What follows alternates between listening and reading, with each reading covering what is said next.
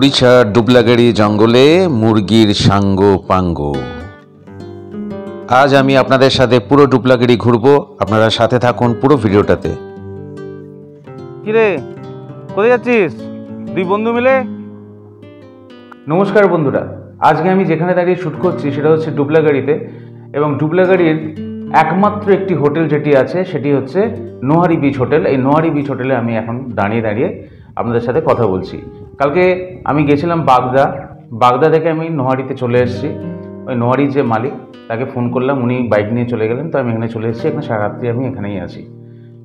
সকালবেলা আমি যথারীতি চান টান করে, গিজার আছে, গিজারে চান ফান করে রেডি হচ্ছি। রেডি হয়ে আমি যাব একটু বিচের দিকে। তো এই যে বাগদার ডুবলাগাড়ি, এই দুটো কিন্তু আলাদা কিছু নয়। ডুবলাগাড়ির এক্সটেনশন হচ্ছে বাগদা সি বিচ। তো এই বাগদা সি বিচ হয়ে কালকে আমি ডুবলাগাড়িতে চলে এসেছি, 2 কিলোমিটারের রাস্তা। তো আজকে সকালবেলা আমি তৈরি হয়ে খুব সুন্দর, হোটেলটা খুব সাজানো গোছানো, পুরো ভিডিওটা আমি করেছিলাম, সেটা আমি আপনাদের লিঙ্ক দিয়ে দেবো। দেখুন এই যে টয়লেটটা খুবই ঝাঁ চকচকে একটা টয়লেট, একদম নতুন হোটেল তো। আর এখানে গিজার আছে, তো গিজারে আমি চান টান করে যথারীতি রেডি হয়ে আমি কি করেছি দেখুন, আমি ঘরটা দেখাই। এই হচ্ছে ঘর। আমি তো সারারাত্রি মানে শুয়েছিলাম, যার জন্য বিছানা ওলটপালট হয়ে গেছে। আমি আবার মোটামুটিভাবে ঢাকা দিয়ে, এই হচ্ছে ঘর, ঠিক আছে, আনলা আছে এবং অ্যামিনিটিস যা যা থাকার কথা সবই আছে। প্লাগ পয়েন্ট আছে বিছানার সামনেই, ওখানে আমি চার্জ দিয়েছিলাম। এছাড়া এখানে আপনার মশার ধূপ থেকে অনেকগুলো প্লাগ পয়েন্ট আছে, এখানেও আপনারা ইউজ করতে পারেন। এখানে একটা টেবিলও আছে। আর আচ্ছা, এই যে আমরা ডুবলাগাড়িতে এসেছি, ডুবলাগাড়িতে আসতে গেলে বালাসোর হয়ে আপনাকে আসতে হবে বালাসোর স্টেশন। আর কালকেই কিন্তু শুনলাম, মানে আজকে 15 তারিখ জানুয়ারি 2024, 14 তারিখে বালাসোর স্টেশনের নাম নাকি পরিবর্তন হয়েছে, শুনলাম বালেশ্বরী হচ্ছে।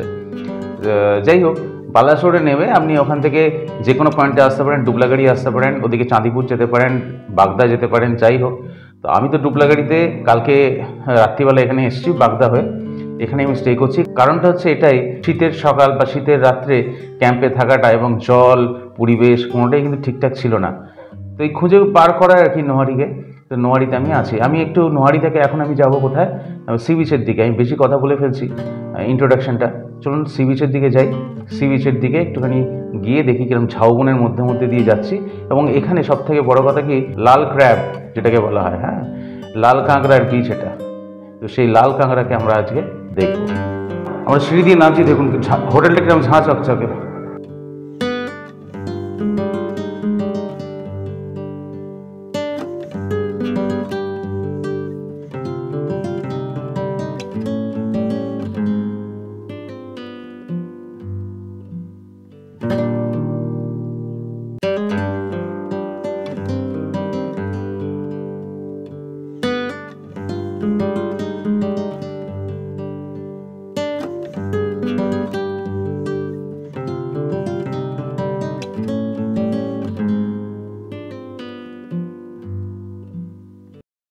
আমরা চলেছি এখন বিচের দিকে। দেখুন সামনের রাস্তাটা।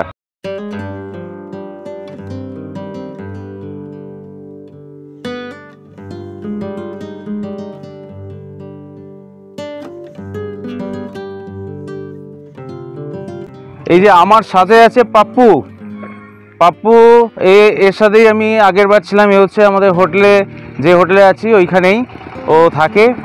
এবং এই পাপ্পু আপনাদের গল্প শোনাবে যে এখানে কি কি পশু পাখি থাকে না থাকে, মানে কখন এলে আপনারা মোটামুটি সেফ, মানে সন্ধ্যের পরে বেরোনো যাবে কি না, এখানে কোনো রহস্যের গন্ধ আছে কি না, এইগুলো সব কিছু কিন্তু পাপ্পু আপনাদের বলবে। তো আমরা একটুখানি হেঁটে যাচ্ছি। খুব সুন্দর, মানে ঝাউবন তো হারিয়ে গেছে, তো আমাদের মন থেকেও হারিয়ে গেছে, আর প্রাকৃতিক দিক থেকেও হারিয়ে গেছে। ওই দীঘা পুরী করতে করতে দীঘার ওপর এত অত্যাচার গেছে, দীঘার ঝাউবন হুঁসজা হয়ে গেছে ওপরে। আমরা এই মানে শীতলতম সকালে এসছি 2024 জানুয়ারিতে, আজকে 16 তারিখ। তো ছেলেটির, আমার পাশে যে আছে পাপ্পু, হ্যাঁ, এর একটু সর্দি কাশি মতন হয়েও গেছে। তো আমাকে বলছে, স্যার আপনি গায়ে কিছু দিলেন না কেন? অ্যাকচুয়ালি আমার যে এই যে ওপরে যে জামাটা ছড়িয়েছি, এটা 2টো সোয়েটারের সমান, আর তারপর ভেতরেও আবার একটা সোয়েটার আছে। তাই আর কি আমি ভাবছি না, আমি মোটামুটি সেফই আছি, মাথায় টুপিও আছে, দরকার পড়লে নাক থেকে গলা অবধি নেওয়ার একটা জিনিস নিয়েও নিয়েছি, সেটাকেও আমি কভার আপ করে নিতে পারি। কিন্তু ডুবলাগাড়ি হচ্ছে সমুদ্রের জায়গা, ভেবেছিলাম ঠান্ডা এতটা পড়বে না, কিন্তু শুনছি নাকি আবার বৃষ্টিও হবে। কিন্তু সত্যি ঠান্ডা এখানে কেন যে এত বেশি কে জানে। এই যে আমরা দুর্গম ঝাউবনের মধ্যে প্রবেশ করছি, এখানে কিন্তু রহস্যের গন্ধ আমাদের পেতেই হবে। এই হচ্ছে ডুবলাগাড়ির ঝাউবন। কেমন লাগছে বন্ধুরা, দেখুন চারপাশটা।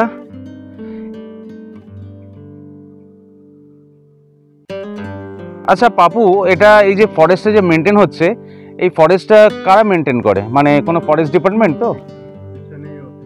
পেছনেই অফিস আছে। আচ্ছা, এই হচ্ছে ফরেস্ট ডিপার্টমেন্টের অফিস। এরাই কিন্তু এই পুরো ফরেস্টটাকে কিন্তু মেনটেন করে। দেখুন, এই যে আমাদের বন তো হারিয়ে যাচ্ছে, আমাদের প্রাকৃতিক যে শোভা, যে অরণ্য, সেগুলো আমাকে হারাতে বসেছি, কারণ মানুষের যথেচ্ছ ব্যবহারের জন্য। পিকনিক থেকে আরম্ভ করে সমস্ত কিছু। এবং সেক্ষেত্রে আমি কালকে বাগদাতেও একটা পিকনিকে এসেছিলাম, যেহেতু ওটা পিকনিকের জন্য বলা হয় ওই বিচে। হ্যাঁ, আমি কিন্তু সবাইকে ওই একটা কাগজও কিন্তু আমি বাটিতে পড়ে থাকতে দিইনি। সমস্ত কিছু নিজেরা তুলে, বিশেষ করে আমাদের সাথে যারা সিনিয়র ছিলেন তারা সবাই মিলে আমরা কিন্তু বীজটাকে পরিষ্কার রেখেই আমরা এসেছি। আপনারাও কাউকে এই বীজগুলো কিন্তু, যেগুলো হলো ভার্জিন বীজ, এগুলোকে বাঁচিয়ে রাখার দায়িত্ব কিন্তু আমাদের সকলের। তবে এই শীতের সকালে বনের মধ্যে দিয়ে, ঝাউবনের মধ্যে দিয়ে হাঁটতে আপনাদের কেমন লাগছে বলুন। আচ্ছা পাপু, এখানে তোমার আছে ওই মানে জন্তু জানোয়ার কি আছে একটুখানি যদি বলো। শিয়াল আর খরগোশ আছে। খরগোশ, বাহ। বড় বড় সাপ আছে। সাপ আছে? তার মানে আমরা যে এখন যাচ্ছি, তাহলে এখানে কি পায়ের মধ্যে আসতে পারে নাকি না? এখন না, কখন? জঙ্গলের মধ্যে আছে। রাত্রে বেরোয়? মানে সন্ধ্যের পরে এখানে আসাটা একটুখানি ডিফিকাল্ট, তাই তো? আসা যায় না, জঙ্গলটা তো। শিয়াল আছে তো? শিয়াল আছে, শিয়াল বেরোবে। মানে এটা শুধু ঝাউবন নয়, ঝাউবনের জঙ্গল, দূর দূর জঙ্গল, ঝাউবনের জঙ্গল।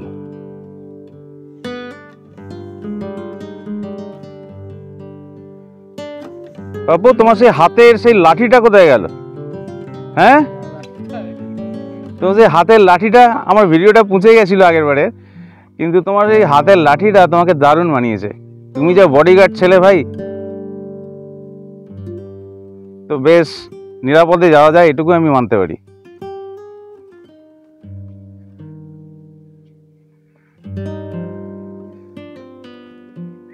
আমাকে পাপ্পু জিজ্ঞেস করছে যে কোণার্ক গেছেন কিনা, মানে কোণার্ক গেছে কিনা। পাপ্পু, কোণার্কে কি হয়? কোণার্কে গেলে কি হবে বলো তো? ওই সূর্য সানরাইজ, সানরাইজে কি সমস্যা? মানে এখানেও ঠিক একই রকম বলছো? একই রকম দেখা যায়। আচ্ছা, এখানেও ঠিক একই রকম, মানে ওখানে যেরকম সমুদ্র থেকে আপনি সানরাইজ দেখতে পারেন, এখানে দুবলাগাড়ি হচ্ছে সানরাইজ পয়েন্ট। পাখির আওয়াজ,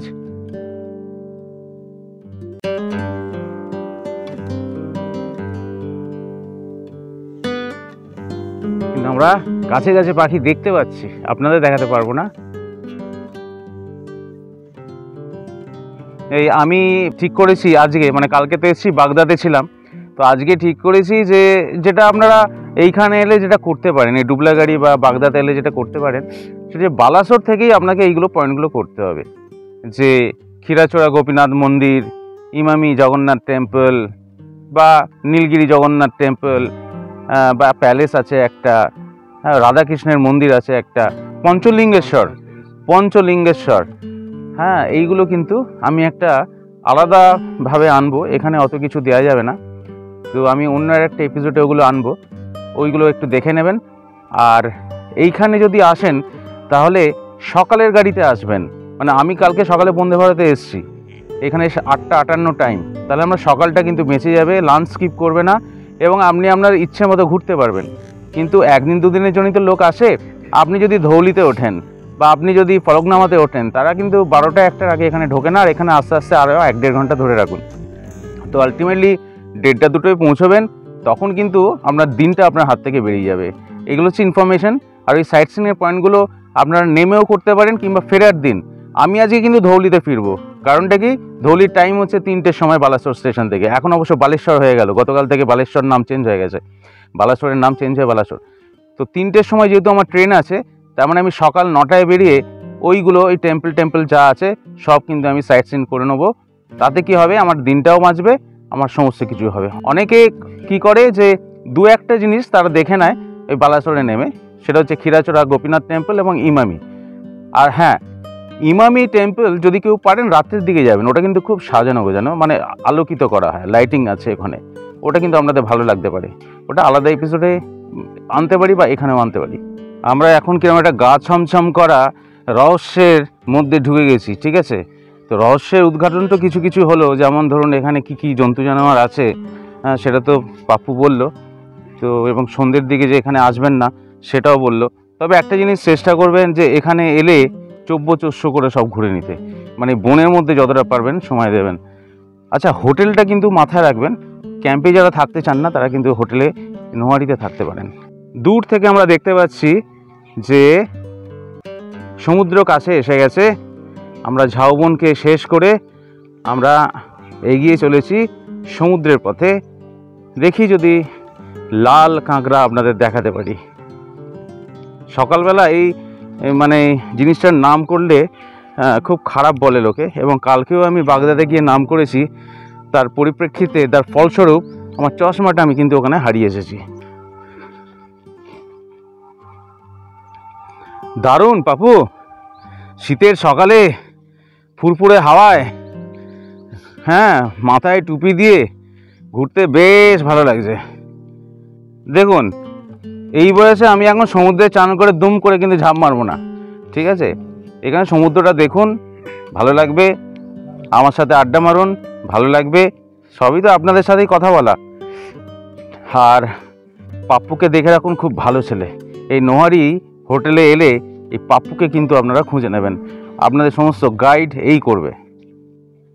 আর পাপ্পু বলছে যে 23 তারিখ থেকে 1 তারিখ পর্যন্ত এইখানে ফুল বুকিং হয়ে আছে। তাই এই নোহারিতে এলে 23 থেকে 1টা না এসে হয়তো কিছু ফাঁকা থাকতে পারে, কোয়ারি করে নিতে পারেন। আমি নোহারি হোটেলের আমি ফোন নাম্বারটা কিন্তু দিয়ে দেবো। হ্যাঁ, ও ফাঁকা থাকবে বলছে কিছু, তো ঠিক আছে, অনেকগুলো ঘর আছে তো আপনার। আচ্ছা আচ্ছা, তো যাই হোক, যদি আসতে চান ফোন করে নেবেন। ফোন কিন্তু আমি নোহারির ডেসক্রিপশন বক্সে দিয়ে দেবো। হ্যাঁ গো পাপু, এখানে তো কুকুর বেশি। কিরে, কোথায় যাচ্ছিস? দুই বন্ধু মিলে? কালকে বাগদাতে তো দেখলাম যে বাপ রে বাপ, কি কুকুর কি কুকুর। আমরা ওই দিক দিয়ে আসছিলাম, ওই দিকের ভিউটা ঠিক এইরকম, বেশ ভালো লাগছে না শীতের সকালে? আপনাদের ওই একটা কথাই বলি, এই গলদাপাড়ায় যেতে হবে না। গলদাপাড়া না কি বলে, জলদাপাড়া, জলদাপাড়া গলদাপাড়া যাই হোক, ওখানে না গিয়ে এই পাড়াতে মাঝে মধ্যে চলে আসুন। একদম হাওয়া খেয়ে, ঠান্ডা হাওয়া খেয়ে চলে যান। বর্ষার দিকেও আসতে পারেন। এই প্রকৃতিকে, এই নেচারকে বুকে জড়িয়ে নেওয়া, এর থেকে আনন্দের কিছু নেই। পাপু, এসে গেলাম বিচ।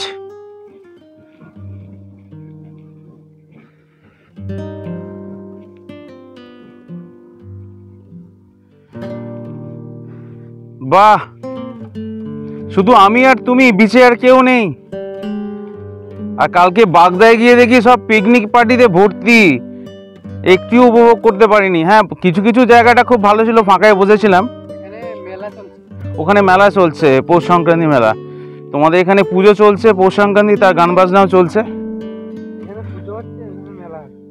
ও, ওইখানে দুই ব্যক্তিকে দেখা যাচ্ছে ঘোরাঘুরি করতে। চলো একটু লাল কাঁকড়া আমরা একটু দেখে নিই। হ্যাঁ, কাল আমরা জল দেখেছিলাম বাগদাতে, কালকে আমরা জল দেখেছিলাম একদম পাড়ে ভাঙছে, যার জন্য অনেকে চান করেছে। কিন্তু এই সকালে ভাটার সময় এখন জল কিন্তু দূরে চলে গেছে, 1.5 কিলোমিটার 2 কিলোমিটার দূরে চলে গেছে। তো দূর থেকেই আপনাদের সমুদ্র দেখতে হবে। এখানকার তাই নিয়ম, এখানে হচ্ছে সমুদ্র সকালে ভাটা থাকলে দূরে যায়, দুপুরের পর ঝাড়াম ঝাড়াম করে পাড়ে এসে পড়ে। অবশেষে আমরা সমুদ্রে চলে এলাম গন্ধে গন্ধে। দেখুন, সমুদ্রের জলটা মনে হচ্ছে যেমন দুধে সর পড়লে যেমন ওপরটা জমে থাকে না, বা দার্জিলিংয়ে বরফ পড়লে যেমন বরফটা জমে থাকে, এই দেখুন সরের মতন জমে আছে। কিন্তু চলুন ওটাই আমরা দেখি, দারুণ লাগছে। এর নতুন অভিজ্ঞতা, আপনারাও কিন্তু কখনো দেখেননি এটা। চলুন, মানে কোনো হেলদোল নেই, নো নরণচরণ, জল একেবারে বরফ থুরি বরফের মতন স্থির।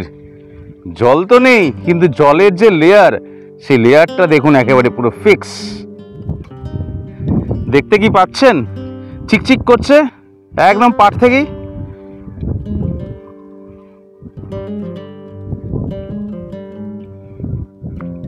দারুণ লাগছে কিন্তু আমার, মানে জলের জায়গাটা এরকম স্থির, মানে পাত্রটা যেরকম স্থির হয়ে গেছে, আধারটা সমুদ্র বলে কথা, সে যেরকম স্থির হয়ে যাবে, মাঝখানে দেখো ঢেউগুলো স্থির হয়ে গেছে, ঢেউয়ের মতন ঢিপি ঢিপি দেখছো?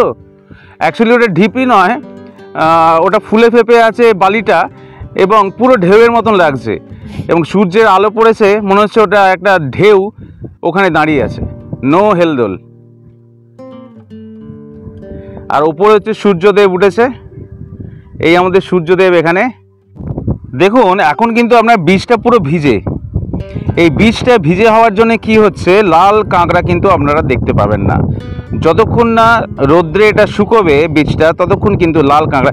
আর লাল কাঁকড়া যখন আমরা দেখবেন, এটা শুধু লাল কাঁকড়া নয়, মানে দলে দলে, ঠিক আছে, মানে গ্রুপ অফ লাল কাঁকড়া আপনারা পাবেন। সেক্ষেত্রে লাল কার্পেট মনে হবে পুরো বীজটাকে। যেই আপনারা ওদের কাছে যাবেন, মাটির তলায় মানে বালির তলায় টুক করে ঢুকে যাবে। এই হলো লাল কাঁকড়ার নিয়ম। এখন আমরা আপনাদের লাল কাঁকড়া দেখাতে পারবো না, কারণ আমি 9টায় এখান থেকে সাইড সিনে বেরিয়ে যাব। তাই লাল কাঁকড়া দেখতে হলে আপনাদের একটু যখন বালিটা শুকিয়ে যাবে, বেলার দিকে রোদ্রের যখন জোর হবে, 11টা 12টার সময় আসবেন, এসে লাল কাঁকড়া না লাল কার্পেটের ওপর দিয়ে হাঁটার সুযোগ পেয়ে যাবেন।